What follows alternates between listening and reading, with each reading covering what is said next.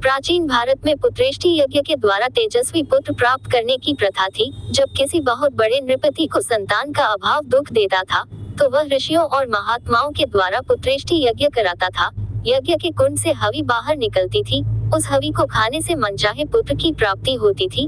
पांचाल देश के नृपति के कई पुत्र थे, फिर भी उन्होंने तेजस्वी पुत्र की प्राप्ति के लिए पुत्रेष्टि यज्ञ कराया था। उन्होंने पुत्र होने पर भी पुत्रेष्टि यज्ञ क्यों कराया था, इस बात को नीचे की कहानी में जानिए।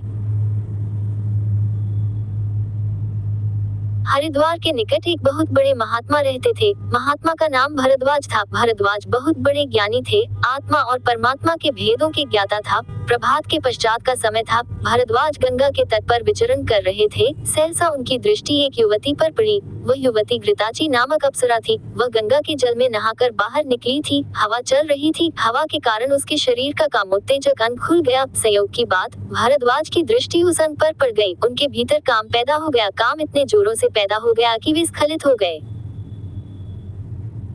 भारद्वाज जी ने अपने वीर्य को द्रोण के कलश में सुरक्षित रख दिया। द्रोण के कलश का अर्थ होता है पत्तों से बना हुआ दोना। भारद्वाज जी के उसी सुरक्षित वीर्य से एक पुत्र का जन्म हुआ। उन्होंने अपने उस पुत्र का नाम द्रोण रखा। उन्हीं दिनों पांचाल देश के नृपति पुषद के यहाँ भी एक पुत्र ने जन्म लिया था। उन्होंने अपने पुत्र का नाम द्रुपद रखा। बाल्यावस्था में द्रुपद और द्रोण में परस्पर मित्रता थी। दोनों साथ साथ पढ़ते थे।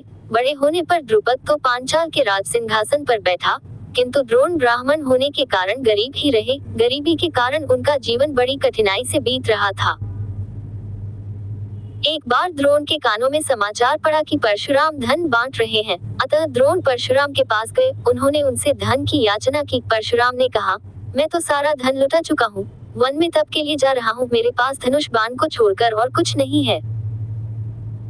द्रोण ने निवेदन किया, मुझे धनुष बाण ही दे दीजिए और यह बता दीजिए कि कौन सा बाण किस तरह चलाया जाता है। परशुराम ने द्रोण को धनुष बाण तो दे ही दिया, अपनी पूरी बाण विद्या भी सिखा दी। द्रोण उस विद्या को सीखकर द्रोणाचार्य बन गए। दूसरी बार द्रोण के कानों में समाचार पड़ा कि द्रुपद धन बांट रहा है। अतः द्रोण धन के लिए द्रुपद के पास गए। उन्होंने द्रुपद से प्रार्थना की, मैं तुम्हारा मित्र हूँ, अतीव संकट में हूँ, मुझे धन देकर मेरी सहायता करो।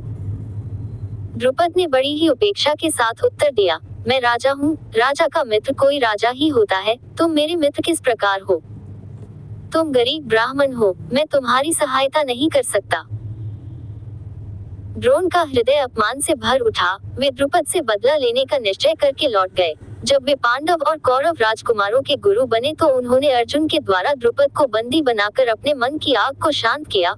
उस समय तो द्रुपद मौन ही रहा, किंतु उसके मन में भी द्रोणाचार्य से बदला लेने का विचार पैदा हो उठा। उसने निश्चय किया कि वह एक ऐसा तेजस्वी पुत्र उत्पन्न करेगा जो द्रोणाचार्य से उसके अपमान का बदला लेगा।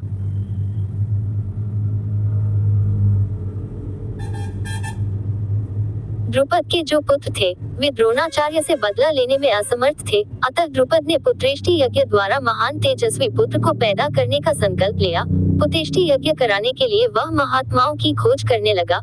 गंगा और यमुना के किनारों पर घूमने लगा। दैव इच्छा से द्रुपद यमुना के किनारे स्थित दो महान त्यागी ब्राह्मण बंधुओं के आश्रम में पहुंचा। छोटे बंधु का नाम उपयज्ञ और बड़े बंधु का नाम यज्ञ था। दोनों भाई अलग अलग आश्रम बनाकर रहते थे। द्रुपद छोटे भाई के आश्रम में रहकर उनकी सेवा करने लगा। जब सेवा करते करते काफी दिन बीत गए तो एक दिन अवसर पाकर द्रुपद ने निवेदन किया, मैं एक महान तेजस्वी पुत्र चाहता हूँ। कृपया पुत्रेष्टि यज्ञ के द्वारा मुझे तेजस्वी पुत्र दिलाए। मैं आपको 1 करोड़ गाय दे सकता हूँ। छोटे भाई ने उत्तर दिया, ये कार्य मुझसे नहीं हो सकेगा। तुम मेरे बड़े भाई के पास जाओ, वे अवश्य तुम्हारी मनोभिलाषा पूर्ण करेंगे। द्रुपद यज्ञ के आश्रम में गया। उसने यज्ञ के आश्रम में रहकर उनकी भी बड़ी सेवा की। एक दिन अवसर पाकर द्रुपद ने उनसे भी निवेदन किया, मैं एक तेजस्वी पुत्र चाहता हूँ। कृपा करके पुत्रेष्टि यज्ञ के द्वारा मुझे तेजस्वी पुत्र दिलाए। मैं आपको 1 अर्बुद गाय दे सकता हूँ।